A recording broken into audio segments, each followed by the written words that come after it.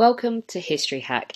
If you didn't know by now, we are the revolution. That means we're sharp, witty, lots of fun, but it also means that we're essentially the peasants in Les Mis huddled round a table in the corner of the bar with no money. If you enjoy the show, please do support us. We have a Patreon account by which you can donate a small monthly sum in appreciation of what you're hearing. Alternatively, we have Ko-fi, in which you can just do a one-off donation as a thank you if you particularly enjoy a certain episode. Either way, we massively appreciate all of your support. Hope you enjoy the show. Hello, welcome to another episode of History Hack. You have me and obviously the fabulous Christopher, and we're going down an absolutely, I don't know if I can be any more excited about this kind of topic. Chris, why am I excited about this topic? Well, this one does tick two of your boxes. No fallacies, though, so only two of the three. Today we have Gabriel Baker, who is a historian of the ancient world and specialises in atrocities. So those are your two boxes, ancient stuff and atrocities. His book, Spare No One, talked about mass violence in Roman warfare, and that's what he's here to talk to us today about. So, Gabriel, welcome to History Hack. How are you doing? Doing very well. Thanks for having me. It's like negative 18 Celsius here in the Chicago area, so I'm glad to be inside talking on a podcast instead of outside. Bloody hell. I thought we had it bad in Poland last week at minus 12? And in Chicago you got the wind as well, haven't you? We do. That's what they named us after. So yeah. Windy City. Windy City. Yeah, I was there last year actually, and we were there, and it wasn't even that cold, but it was the wind that made Chicago so much colder. So yeah, that might have been the wind chill number I gave you. I just wanted it to sound very shocking. Well, this is it. You've got to sound shocking because we're going to be talking about some incredibly shocking things. So when we do talk about things like genocide and atrocities, people tend to think of modern day occurrences. So, for example, the Holocaust or Rwanda or what happened in Serbia and things like that. Occasionally, I think some people might even think back to pre-First World War. But apart from that, I don't think, or even at a push, though, I guess the Boer War at a push, really. But we don't tend to think of the ancient period to be anything like this. So we tend to think of the ancient period being very civilized and very, can you say couth? Is that the right way of saying it? It's not like the word uncouth, but they're very couth. And, you know, we've got Aristotle and mathematics and physics and all of these incredibly forward-thinking ways. But it's not really that kind of true, is it? I mean, how common are atrocities in this period?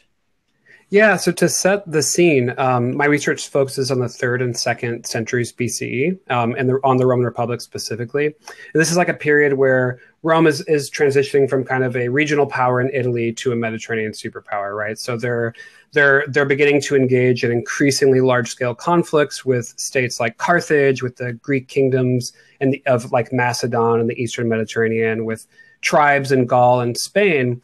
And, you know, they're getting really good at marshaling resources and fighting big battles and, you know, besieging and assaulting and capturing cities. You know, and they're doing this from Spain to North Africa to Asia Minor.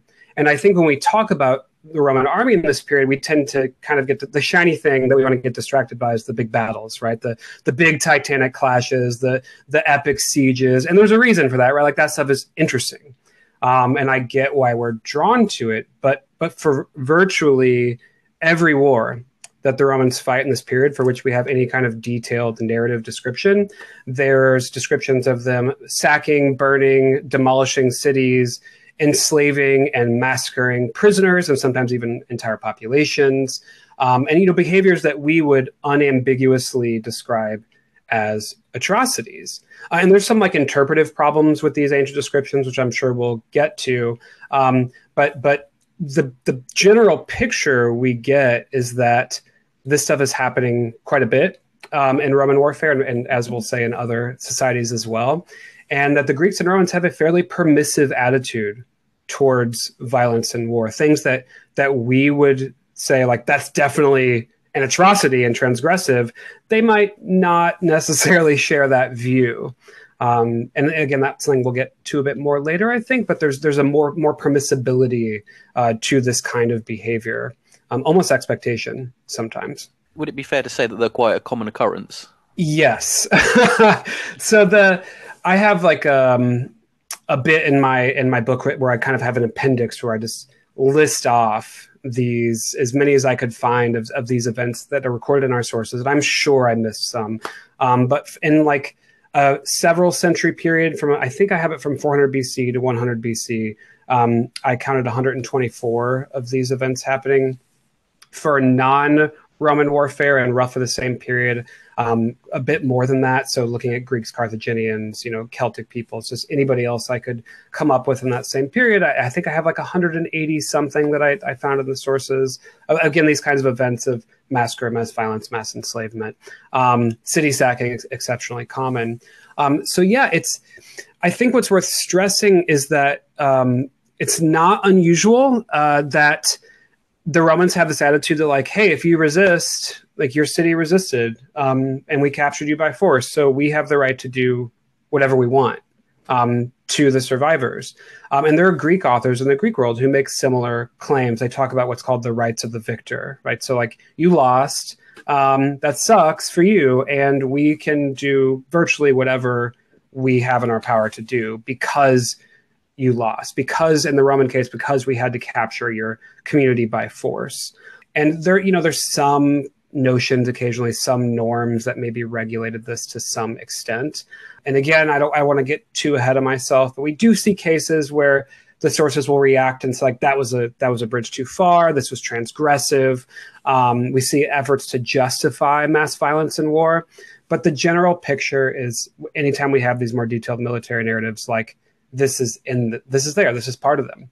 And there's like ancient writers who essentially say, like, you don't even need to get into the details. If you mention that a city is captured, then the reader knows what that means. The reader knows what to expect. That means that the city was sacked, people were killed, the population was subject to all sorts of assault and abuse. And so, like, again, it's so common that we have some ancient writers saying, like, oh, you don't even need to go into detail. Like, people expect it.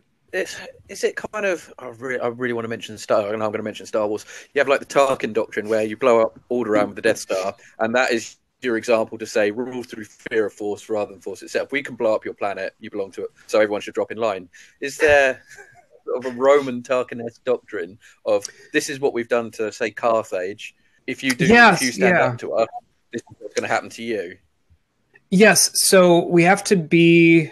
I don't want to be too pedantic. It's like, oh, it depends on the situation, but there's all sorts of motives for why a Roman army might choose to sack a city or enslave its population. But one recurring one that we see is sort of deterrence, punishment. So if a city has fought too hard or rebelled or defected from a Roman side in a war, the Romans might then say, like, okay, you deserve some kind of exemplary punishment. One historian refers to this as conspicuous destruction. So you mentioned Tarkin and the Death Star, right? He's destroying Alderaan to send a message to all the other planets, right? All the other planets in the Empire, like, when you mess with the Empire, this is what happens. We do see that attitude appear in Roman sources.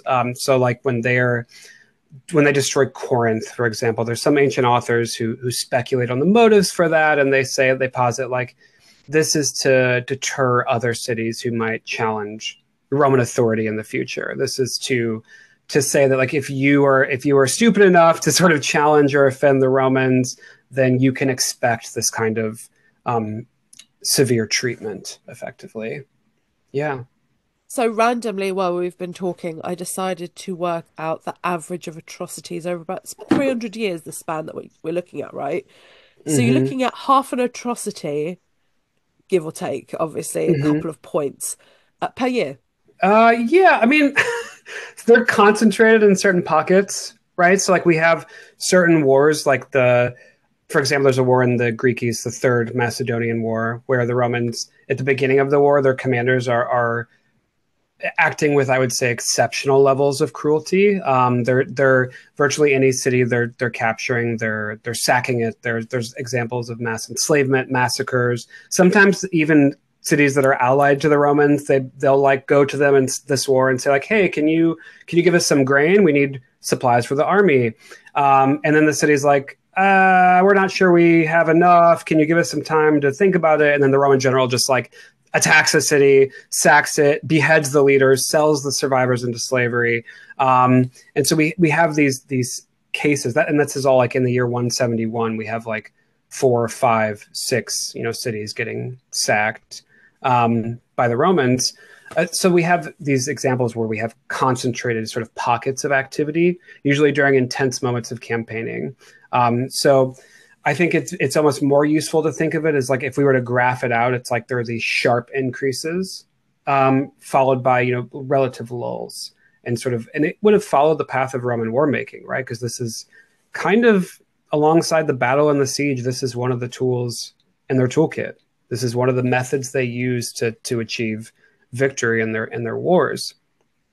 I think it might be worth, if it's helpful, just sort of pausing and unpacking some of the kinds of atrocities, or what we mean when we say an atrocity in Roman warfare, if that seems useful. And so, I think we have to be pedantic and pause for 1 second and just say, what do we mean when we say an atrocity? What do we mean when we say like a non-combatant, for example? Because the problem we face with the ancient world is that it can be really hard to distinguish between combatants and non-combatants in war. So in these ancient societies, an adult male's membership in a community often assumes military participation. It often assumes that their responsibilities and duties include, fighting. So we get a sense in some of our sources that any adult male member of a community is effectively treated as a combatant or a latent combatant. And we further have lines between combatants and non-combatants getting blurred because when war reaches a city, women, children, enslaved persons, they all participate in the defense. It's not just like, oh, hey, honey, we're getting attacked. I'm going to go home. Good luck out there. They're all participating. They're all fighting in the streets, in defense of their homes in many of these cases. So that further blurs the line between combatant and non-combatant. And it's very clear that for ancient peoples, there's often not an effort to distinguish between what we would call civilians and armed combatants. Having said that, I think for our purposes, we can make a meaningful distinction between armed people actively defending themselves and unarmed people, or people who are not actively defending themselves. The former being combatants, armed people fighting, the latter, unarmed people not actively defending themselves, we can treat as effectively non-combatants. So having made that obnoxious point, ancient sources describe all manner of atrocities against non-combatants in war, with some forms of mass violence appearing much more frequently than others. So first, there's city sacking. I've mentioned this several times without explaining what it is. And the Romans believed, as I said, that if a city resists and they have to force their way in, then they have every right to sack the place, to treat it as harshly as they want. And there's a Greek historian, Polybius, who is a witness of Roman warfare. And he describes this way that he says is the customary Roman way of sacking cities. And he says the moment they breach the walls, their commander gives a signal. And the signal basically is the commander ordering his men to kill everyone they encountered and to spare no one. This is a quote from Polybius: kill everyone you encounter, spare none. And he writes that when you would see a Roman city sacking, and he had seen this, you would see every living being, near the breach killed. And he even says like animals are cut in half. And he posits, I think he's speculating when he says, but he thinks they must do this to cow the inhabitants into surrender. They're not literally massacring every single person in the city. It's just there's brief, sharp moment of indiscriminate violence. And then he says the commander gives another signal, probably by trumpet or something, and then they would stop killing and they would scatter to plunder, which they would also do somewhat systematically. And modern historians are kind of like, he's probably over schematizing this, right? The kill, stop killing, plunder. It's probably a little bit more of a free-for-all, but it does seem pretty clear. The Romans get in a city, there's this moment of extraordinary indiscriminate violence, and then they scatter, and they're basically acting on their own initiative then, without any sort of command authority. They are breaking into homes, ransacking places, committing acts of vandalism, arson, subjecting people to horrifying physical, sexual assault. And this could go on for hours. If it's a larger city, it could go on even longer, in rare cases, days. But this is just this kind of orgy of violence that happens when they would get inside a city and they would sack it. Also fairly common in our sources, we hear about mass enslavement. I've mentioned this already. Mass enslaving, often survivors, sometimes after first killing the military-aged men. And then we hear about various kinds of mass killing. This could be the kind of more hot-blooded massacres that I've just described, or in some cases gathering up more or less selectively parts of the population and executing them, en masse. And then the last thing is destroying cities. And this is a weirder one that I hope we'll talk about more, but our sources frequently describe the Romans. They're burning places, they're demolishing them. Either they say whole cities or select urban structures within cities. So these are kind of the main forms, so the city sacking, mass enslavement, mass killing, destruction of cities that we see the most in our sources. So when you say raise the city, in my head I've got raise the city, I've got like complete and utter destruction of just flattening the whole place. But could they just do like the main civic buildings, like the points of power and things? This is like the question that I think initially animated me to go down this path in grad school towards this project, a path which I often regret, by the way. So I remember reading these texts and being like, what the hell are they talking about? Like, what do you mean an army raise a city to the ground, right? So you get these images of like Dresden and Tokyo in 1945, right? With like the charred skeletons of buildings, looming out of smoke and rubble. But we have to like remember this is an ancient army. What do they have? They have handheld tools, they have fire, muscle power. That's it. So when our sources describe any of this mass violence, whether it's urban destruction or something else, we have to always have that sort of that predicate, right? It's like, this is happening with very basic technologies. So what's really happening? What are they actually talking about? And maybe the best way to, this is going to be a longer bit because so bear with me and feel free to interrupt. But I think maybe the best way to get to your question, Chris, like this process is to envision a Roman army capturing a city, dealing with survivors, and then destroying it as a process. So I've already kind of mentioned what happens when they sack a city. They get through the walls, they kill some people, they scatter, they rampage. That could go on for some time. At some point, though, the army is like, okay, we've had our fill of plunder, or the commander restores discipline, calls the troops back to the standards. But we know that they had to deal with survivors. They don't literally, when they're sacking a city, kill everyone. And it's pretty clear in our sources that they have a couple ways that they might do this. We have cases where groups of a population maybe gathered together in like a marketplace or a key, or maybe a citadel or an acropolis, and they'll surrender all at once, right? So it's like, okay, we surrender. And the Romans will then come into control of a bunch of prisoners all at the same time.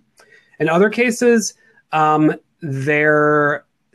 we have a couple reports of commanders like sending out heralds, basically messengers, and announcing to the population, like, you need to gather at this location. We've captured your city.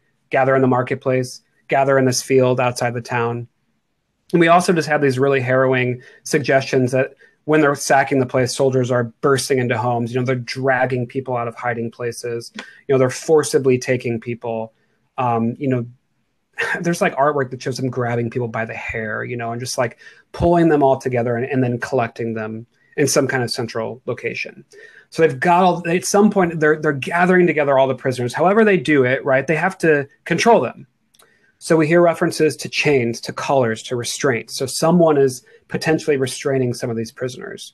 We hear references in our sources to the Romans like sorting through them, separating the men from the women, maybe separating the, quote unquote, desirable captives, maybe those who will fetch a better price from the rest. We hear references to the Romans sort of documenting the captives for sale. So this is a really involved process, like getting the captives together, keeping them under guard, sorting through them, maybe documenting them for sale. Sometimes they're herding them into sort of like ad hoc holding pens, like the walled precinct of temple districts, or into their own army camps, like the Roman army camps were surrounded by a ditch and a palisade. So maybe they herd the prisoners into there, right? Just to get them under control. And all of this is horrific.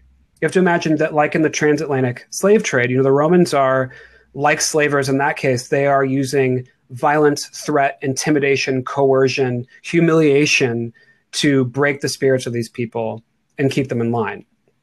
Now, once they've rounded people up, they aren't uniformly cruel. Sometimes they would release them. Sometimes it's useful to be merciful for the strategy of the Roman general, the reputation of the general. Sometimes they would ransom some of them, if there's someone willing to pay the ransom price. But often we hear about them selling them into slavery. And what that means is there are merchants who often follow the Roman army around on campaign, and they might pass them off to these merchants who would then sell them into slave markets around the Mediterranean. And what I want to stress is that, like, even though when you're sold into slavery, you live, like, your life in a way is getting spared. This is clearly, for some ancient people, a fate worse than death.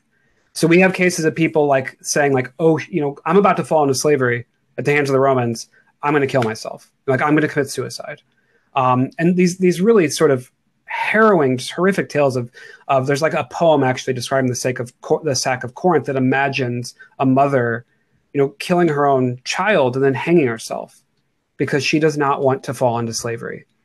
And it's not hard to understand why. You're being torn from your family. You're being torn from your community, your linguistic group, often your culture. You're being sold off to strangers who can treat you however the hell they want. So that there's real social death happening as you are torn from everything you know. And so it is an utterly horrific, terrible fate, even though they are, in a way, big air quotes again, sparing these prisoners who are enslaved. Some prisoners also were killed. Not always. This seems to be a little less common, but we have cases of the Romans more or less selectively massacring or executing prisoners. And this can be more of like a hot-blooded thing where they would gather people together and then just set on them with swords. But we also hear of more kind of systematic executions. The Romans' preferred method, according to some sources, is beheading. And we have cases where they would tie prisoners to stakes, beat them with rods, and then behead them, often publicly. And so this seems to have been done in some kind of sequence if it's a large number of captives, or you'd have kind of groups or individuals being led to executioners sequentially. This doesn't usually seem to be entire populations that are being killed in this way. So we shouldn't imagine like 10,000 people being executed. Often it's like the leaders of a city, maybe members of its elite, sometimes as the adult fighting age males. But yeah, so again, utterly horrific, terrible fate, all being done by hand, right? This is all being done by hand. So the last bit is the destruction, the physical destruction of cities. And while they're dealing with the captives, or perhaps, after they've dealt with the captives, the Romans might destroy parts of the urban fabric. And they basically have two ways of doing this with ancient technology. It's burning, demolition. That's it. Demolish or burn. And the burning part is the mass arson part is fairly straightforward. Soldiers, maybe while they're sacking the city, can even do this kind of casually. So we'll hear about soldiers will like loot a house, then toss a torch onto the roof. If the roof is thatch, it's going to light up pretty easily. We hear of a few cases where like they would peel the roof tiles off a roof and light the beams, of the roof, the rafters. And then, if you're lighting the roof, the building kind of collapses in on itself. So this is one way that they would burn things. And this could be done more systematically. Sometimes it seems kind of haphazard, but there are cases where they seem to be working together to like gather up flammable material to burn specific targeted structures. Like Chris, you mentioned civic structures. You might imagine temples, important symbols of a community. But it could also be done, again, more like a kind of mass vandalism. Demolition is a whole other thing. So if you're going to demolish a structure, it can't be done casually. You can't be like, oh, hey, we're sacking the city. We're looting this house. You guys want to get out your pickaxes and, tear it down while we're at it? Like, this is hard. Like, demolishing a building is hard. And it would have been something the soldiers probably would have to be coordinated for. They'd have to be kind of ordered to do these things. They're not going to just do it on their own initiative. And they basically had two ways to do it. It's dismantle the structure with pickaxes, shovels, pry bars, handheld tools. You could undermine, if it's like a fortification wall, you could undermine it, using the methods of siege warfare so that it kind of falls in. Or you could, we have a few cases that suggest maybe you could use like a battering ram, weapons from siege warfare to kind of knock structures down. And we have to point out that, the Romans, and Chris, again, you kind of suggested this, but the Romans, they're not literally destroying every building, right? They're not wiping cities from the face of the earth. They're not destroying cities when they destroy cities. I realize that I'm using air quotes in an audio thing, quote unquote, destroying cities when they destroy cities. These cities that are supposedly razed to the ground, like they'll show up again in our narrative sources, like not that long in the future as fully functioning communities. And it's like, wait a second, you said that city was destroyed. Like, how is it back in your text? Like 10 minutes later. So it's clear that they're not literally getting wiped out. And there's a tendency by modern scholars to say, yeah, these sources they're exaggerating. Ancient authors, they're exaggerating. These are stereotypes about what happens in war. Like, they're not really destroying cities. And I don't think that's fair. This is like an area where I push back pretty hard, because I think we have to read between the lines and sort of take the ancients on their own terms. And just for the sake of comparison, my wife's hometown was hit by a tornado in 2011. Big tornado, a mile wide. It goes right through the center of town, and it destroyed a huge part of the downtown area. And a lot of newspapers reported this as the town is destroyed. It's destroyed. And it wasn't literally wiped out, right? It's a swath of destruction, but most buildings are still standing. And nobody would say to the people in that community or to the newspapers, like, hey, you're exaggerating. You're lying. That town wasn't destroyed. We know what they mean. We know what they mean. So when my whole thing is that when ancient authors, when they say a city is destroyed, we have to know what they mean. And when they describe specific buildings being destroyed, when they go into more detail, which is rare, it's really clear that they're talking about specific structures. The fortification walls were partly torn down. The temples and some civic structures were burned. The place was ransacked. And, it's partial destruction. It's not literally wiping out the city. But if your city suffers this, like if you're walking through the ruins the next day, if you're seeing bodies in the streets, your temple's on fire, you're going to say, yep, my it's destroyed. They destroyed my city. And no one's going to be like, what a liar. You're just exaggerating, So I think we have to kind of know what they mean when they say that a city is destroyed. And of course they do exaggerate. And of course they do use sort of stock imagery. But they're leaning on a very real reality when they do so. Like that. I've got this image. I go walking around the city going, nah, that's all right. That'll buff out and put a bit of gaffer tape. That'll be right. That building's still right. That's right. Just get your magic eraser and you'll clean it right up. That's right. Yeah. All this wallowing, my city's been destroyed. That's not going to get this rebuilt. Come on, lads. Yeah. It is also on that point worth stressing. Like, yeah, of course, these places could be rebuilt. And often lots of the population flees, right? So it survives. Sometimes people are ransomed, right? These places do recover, and sometimes really, really quickly, which I think speaks to, people's strength and determination more than it means that they didn't suffer this real calamity. We've mentioned quite a few sources, but what sort of stuff? So the short answer is that we simultaneously have like a lot of evidence and a lot of problems with that evidence. And I've kind of indicated this with talking about things like exaggeration. So our textual sources, so ancient Greek and Roman authors who narrate these histories or describe these events, they will often not talk about things in great detail. And in fact, sometimes like there's one author who criticizes another author for going into too much detail, like it's crass or something. So they'll often be very curt. A city was just destroyed. A people were enslaved. You know what I mean? It's like they're not really digging down. The other end of the spectrum is we have some sources who we know kind of wallow in sort of stock imagery of like the destroyed city. What typically in their mind happens when a city gets captured, and they're kind of drawing on, again, stereotypes and tropes of like what it looks like when a city is captured in war, when a city is destroyed, etc. Fortunately for the period that I study, we do have some good historians. I mentioned the Greek author Polybius earlier. Like, he witnessed Roman warfare several times.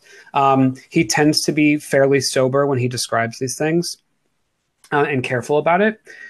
We have monuments from later periods of Roman history and from other cultures that show processes of, gathering up prisoners, burning the roofs of buildings, demolishing things with pickaxes. And, the artwork and the descriptions in text, they're often highly stylized. But that doesn't necessarily mean that they're like worthless as sources, because we have to understand that a lot of these authors and their audiences, they have personal experience of war, or their audiences have personal experience of war.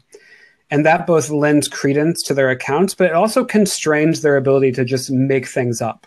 There are certain expectations an audience has for what's plausible when they hear about a city being destroyed. So you can't just be like, oh, they went in and they did something wild, like literally raise every single building. When we get details, it tends to be more specific, more plausible, more believable. Another interesting source is archaeology, which I haven't talked about that much. But if you'll bear with me, I'll just give you two kind of quick examples that are kind of cool. One is Corinth. Corinth is a city that was fabulously beautiful, wealthy, ancient, a Greek city of a lot of fame and repute that the Romans destroyed in 146. And our literary sources, our texts, they are pretty clear. They say the Romans razed the city. They say the Romans killed or enslaved or scattered the population, and they end Corinth as a civic entity. And archaeologists have been working there for quite a long time, and they're looking, for evidence, right, of this destruction. And they often aren't finding it. And there's a couple of reasons for this. One is that a later Roman colony is built on top of the old city, and that kind of disturbs the archaeology quite a bit. But also it's just the things they're finding are kind of ambiguous. They're finding maybe some evidence that some important buildings were ransacked or burned, maybe some evidence that the walls were partly demolished. And it does seem like the population either abandons the city or significantly shrinks. But it doesn't match this sort of sense we have in the sources where, like, Cicero is a Roman author who says, like, oh my gosh, there's nothing left.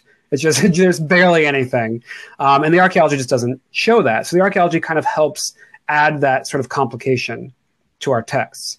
The second example that I want to give is a city called Valentia in Spain. This is a city that our sources say the Romans capture and destroy in 75 BC. So 75 BC, the Romans destroy this city, our sources say. But all they say, our main source says the Romans, the word they use is deleta. This is related to our word delete. So the Romans, they delete the city. It's gone. And so archaeologists excavating a small part of this ancient city, they didn't necessarily expect to find anything. Maybe that ancient source is full of crap. Maybe destruction means something really limited. And what they found was in the forum, on the pavement, several prisoners, unarmed, hands tied up, who had been tortured and hacked to death, and publicly right there in the street. So much more gruesome, much more graphic than our textual sources ever would have suggested. And there's a Spanish archaeologist who says, like, archaeology shows that classical writers sometimes don't exaggerate at all. They're often telling the truth, or they're even sort of underselling how violent this stuff is. So we have archaeology as a kind of interesting source that is the source that's increasingly showing us what these acts of violence looked like in really disturbing and graphic detail. So those are kind of our main pieces of evidence. We have the texts, some images and monuments and art, and then archaeological evidence as well. So let's use another example of these atrocities. What happened with Galba and the Lusitanians? Okay, so this is, I feel like I'm talking way too much, so I apologize. So this is a case that I could talk about for way too long. So I'll try to kind of be abbreviated because I think it is fascinating. But just to briefly set the scene, it's the 150s BC. The Romans have come to control a large swath of the Iberian Peninsula, the Spanish Peninsula. But much of the north and the west are unconquered. And this is leading up to sort of like one of the most famous sort of atrocities in the Roman world. And there's frequent friction between the Roman-controlled part of Spain and these sort of free, unconquered tribes to the north and west. And in the 150s, kind of the mid-150s, around 155, this group of people that the Romans call Lusitanians, who live kind of in the western part of the peninsula, they start launching raids into the Roman provinces. And year after year, the Romans march out, to confront these raiders. And a lot of the times they just, they just get their ass kicked. Like they're just losing almost annually. They do score a few victories, but they're performing quite badly because the Lusitanians are like pretty good warriors. Like they're pretty good fighters. They're quite able to stand up to the Romans on the battlefield, but they also show this real facility with things like ambushes, like feigned flight, trickery, hit and run attacks. Sometimes they're described as using guerrilla tactics, but that's kind of controversial, and I don't want to digress too much, but they're quite good at fighting Roman armies. So it's not going great for the Romans. They're effectively losing control of parts of their Spanish territories. Every defeat undermines this image that the Romans are invincible and encourages more raiders to try their luck. So in 151, the Romans send a new commander, this guy named Sulpicius Galba. And he would have been under extraordinary pressure to achieve something in Spain, not just for the sake of like Roman security, Rome's reputation, Roman interest, but also because, like all Roman commanders in this period, he's a politician. And any military success he can win is going to help him in future electoral contests. So he's going here with all this kind of pressure to do something. And he gets to Spain and he hears, aha, the Lusitanians are raiding again. Now's my chance, right? So he gets his army together. He force marches them into battle, meets the Lusitanians on the field, and he does pretty good at first. His soldiers start pushing the Lusitanians back. It seems like they're fleeing. They start falling back. They start running away. And then his army kind of breaks into a chase. And they start chasing after the Lusitanian warriors. And it was all a trap. So Lusitanians are very good at this. They kind of pretend to run away. They rally their forces. They turn on the Romans who are chasing them, who are now all out of their formation. They're all broken up. And they just fall on them and scatter them. So Galba's army is completely routed. And he loses thousands of his soldiers. So he escapes, goes into winter quarters. He's probably super chastened, but he gets lucky because the Roman Senate, for one reason or another, extends his command. Try again, buddy. You'll do better next year. So the following year, he and this other general who's operating in Spain, they lead this two-pronged invasion of Lusitanian territory, and they just systematically ravage the landscapes. You should imagine they're burning farms and villages, right? They're looting whatever they can find out in the fields, maybe killing livestock, things like this. And the Lusitanians, at least several Lusitanian communities, they give in, and they go to Galba and they say, hey, we're real sorry. We surrender unconditionally. Please stop. And Galba, according to our sources, he receives them kindly. And he's like, you know what? I get it. I get it, guys. I'm paraphrasing, obviously. You have real crappy land. You're real poor. And that's why you steal and raid and commit banditry against us awesome Romans. But it's like, I've got you, though. I'm going to give you guys territory in the Roman province on really fertile land. And I'm going to put each of your communities into 3 separate tracts of land in 3 separate locations, and you'll live a better life. And the Romans had resettled tribes in Spain before, so this isn't like a wild proposition. So the Lusitanians comply, and Galba sets an appointed date where he says, you're going to show up on this date in these 3 separate locations in 3 different groups. And all these Lusitanians, our sources say there are thousands, they pick up from their homes, they take their families, take their belongings, and they meet at these 3 separate locations on the appointed day. And Galba later claims that for some reason he decided the Lusitanians were planning a trick, and they were gonna actually break the truce and attack. This is what he claims later. Keep that in mind. This is more of a justification, perhaps. And so he says, I'm going to nip that thread in the bud, and he arranges this extraordinarily shocking and complicated atrocity. And basically, he goes to the first group of Lusitanians who'd gathered together on this piece of open land, and he says, hey, it'd be super chill if you guys would put down your weapons. Again, we'll call this an approximate paraphrase. And he says, we're friends now, so what do you need weapons for, right? And I imagine the Lusitanians are probably getting pretty nervous at this point, but they're like, okay, nothing to be afraid of, and they hand over their weapons. And then the details are a little garbled, but what seems to have happened is Galba herds them into a pre-made Roman army camp, which is surrounded by a ditch and a palisade. So it's like a pen, basically, quite large. So he herds these men, women, and children in there. Maybe he's separating the men from the women and children as they go in. Maybe he's collecting their weapons as they enter the timber gates of the camp. Then once they're inside, he has his soldiers surround the entire camp, and then the rest go in with drawn swords, and they just butcher the men. Just, according to our sources, kill them to a man. The rest are sold. The survivors are sold after that. Then he goes to the second group, repeats the process. Then he goes to the third group, repeats the process. And this was extraordinary to the ancients too, because they a lot of sources mention this as this sort of celebrated is not the right word, but infamous event. And one source says maybe 8,000 were killed. Numbers are hard in ancient sources, but many thousands were killed and enslaved in a day by Galba. And he goes back to Rome. There's an epilogue here. I'll be brief. But he goes back to Rome, and you can imagine he's like, oh, I did good, did a good job, defeated that enemy. I'm kind of imagine he expected accolades for a job well done. And he gets back, and people were pissed. Like, there is real public outrage that he has violated Rome's good faith. He has gone out into the field. He's accepted these people's surrender, and then he has butchered them and sold them.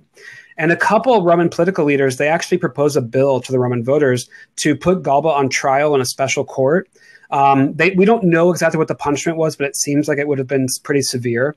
And then they propose, either in the same bill or another bill, that they're going to seek out the enslaved Lusitanians, and they're going to free them, and they're going to restore them to their homes with as much of their property as they can get back. And this, Galba clearly hit a nerve. And what he did cross some kind of line, even from the Romans' permissive perspective, though he gets off. So he claims to their own people it was preemptive. They were going to attack me. I'm basically defending myself and my army. And he says, ultimately, like, he kind of puts on this whole show where he parades out his sons, and he's like, boo-hoo, if I get exiled, no one's going to take care of my kids. So I guess I bequeath them to the Roman people to take care of.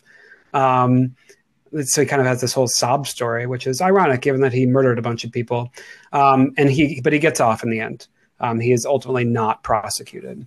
Isn't that always the way, though, that you always have that sob story, even though you're the perpetrator? I mean, the countless times you see that through history, where somebody says, oh, well, what about my family? Hold on a second. What about all the thousands of women and children that you murdered or under your orders were murdered? I don't quite understand this pattern of thinking, really. Absolutely. And I think, there's two sort of pieces to this, like the reaction to Galba. On the one hand, it's like, it is, I think, good to recognize that, like, there is a portion of the Roman public that actually did believe that this was too much. Despite the way the Romans waged war, clearly there is an audience that is willing to hear that there is a point where violence becomes transgressive. And there are other cases of commanders getting in trouble, and not many, but a few where they get in trouble for committing atrocities. So some part of the Roman public and the Roman political class does acknowledge that there should be certain limits to what's permissible. Which is, I think, kind of surprising given the way the Romans often operate. But Galba crosses the line, I think, largely because he accepts the surrender and he offers protection to these people and then betrays that trust, which doesn't help Rome's reputation. It's also worth noting that there's a leader in Spain who supposedly survives the massacre. He's a Lusitanian guy called Viriathus, who uses Galba's bad faith as a rallying cry, and he successfully resists the Romans for like over a decade. And the way he gets support is he goes around and he says, don't trust the Romans, remember what Galba did. These people suck, and you cannot believe anything they say. And he is an extraordinarily gifted general, again, supposedly a survivor of this massacre. I guess there's a little bit of a comeuppance for the Romans at the end there, but Viriathus, of course, eventually it loses. And I think he's assassinated, and then his army loses a battle, but which is less exciting. So are these sort of atrocities taken quite badly by the non-warrior part of Roman society? Are they sort of, as you said, this is putting us in a bad light, or are they sort of, apart from Galba, are they sort of generally quite accepting of it as, this is just what we do? That's a really good, an important question. It's actually it's a question I'm still trying to work out. Because I think we have to keep two things in our mind. On the one hand, ancient warfare allows extraordinary license for victorious armies. I've mentioned the Romans have this thing where it's like, hey, if you resist us, then all bets are off. So like once you throw your gates closed and you start fighting, we can treat your community essentially however we want. And again, we see similar ideas in Greek warfare about the rights of the victor. And there's no notion of humanitarian conduct in war, really, not widespread in the ancient world. There's no notion that non-combatants have rights that should be respected. There's no effective international law that's going to restrain military conduct. So we have to have that in our mind. But the other piece is that we do see ancient observers, ancient authors, historians, these notices about the public, like in the case of Galba, responding pretty negatively to certain acts of violence. There are moments where it seems to become transgressive. For example, when you accept surrender and then you kind of offer protection to people and then you betray that, as what happened with Galba. We see other cases where that is not taken well. There are some cases where ancient authors seem to say, like, if you take people into your power, right, you extend promises to them and then you turn on them and you kill them, then that is an atrocity, both as we would see it and as they seem to see it as well. So there are these moments, and I don't think it's consistent. It's very muddy, but you do have these moments where you have a reaction. You have sources saying that wasn't okay, or trying really hard to justify an atrocity. Again, what we would call an atrocity, which suggests that they feel the need to justify it, that there are some lines. So I think one thing that's worth keeping in mind is, like, we live in a world where there is a lot of there is a lot of international law. There are really powerful norms against atrocities of various kinds. We have all sorts of non-combatant protections in international law, and we still see pretty constantly atrocities being committed in war. Like, just to give a more mundane example, like, there's a cultural and social norm against murder in most modern societies. People still get murdered. And I think we have to kind of keep in mind that the existence of norms side by side with acts of extraordinary violence in the ancient world, while it's kind of confusing, that might just be the reality, that there are people who say, like, yeah, this stuff is not okay. These are atrocities, and armies are still doing it, side by side with that sort of rejection or that condemnation. So I don't know. I'm still working this out. I don't quite have an answer yet, because the general sense you get from the sources is that this stuff is very permissible. Most people just accept it. This is going to happen. But then you have like these pretty steady notices of, hey, this was condemned, or hey, the Roman public was pissed, or hey, the Roman Senate condemned that general for massacring this community. So yeah, it's tricky. I don't have a single clear answer, and I hate to be that way, but maybe in a year I'll figure it out. This is the problem I'm working on right now. But yeah, this has been quite an eye-opening. I think, like we said at the beginning, you have this idea of like Roman warfare as being somewhat more civilized, and especially in comparison to like the barbarians that follow, but they're possibly just as bad. But if you wouldn't mind reminding everyone the title of your book and where they can get it. Yeah, it's called Spare No One, Mass Violence in Roman Warfare. That Spare No One is that quote from Polybius that I mentioned earlier. And you can get it pretty much anywhere books are sold. Amazon, the publisher Roman and Littlefield sells it as well. But yeah, please check it out. And we'll see if we can get it on the History Hack website as well. That would be awesome. Bookshop as well. So yeah, then you get more money. We get money, and Jeff Bezos can't go and sack Rome or something. So, yeah, totally. Every time I do one of these, his crimes become worse. Our incredible guests give us 45 minutes of their time to join us and talk about their work or their new book. This is just a small taster. As a result, we have launched our very own bookshop on bookshop.org, where you can find our guests' latest books, you can support them, and you can support us on History Hack. 10% of every sale via our bookshop supports the podcast and allows us to keep going and bring you more top-of-the-line guests. You can find our bookshop at bookshop.org/shop/historyhack or search for us in the shop section. Thank you so much for your continued support. We really appreciate our listeners and supporters. So make sure you get down to the bookshop and grab yourselves a new book.